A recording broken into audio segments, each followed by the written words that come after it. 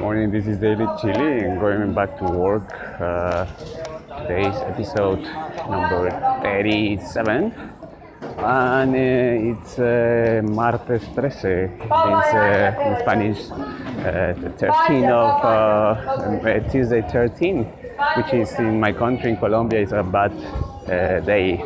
Is the equivalent of Friday the 13th in the States and all around the world, but in Colombia I don't know why we celebrate on the not celebrate, but we have the superstition of having the bad day on the Tuesday 13th.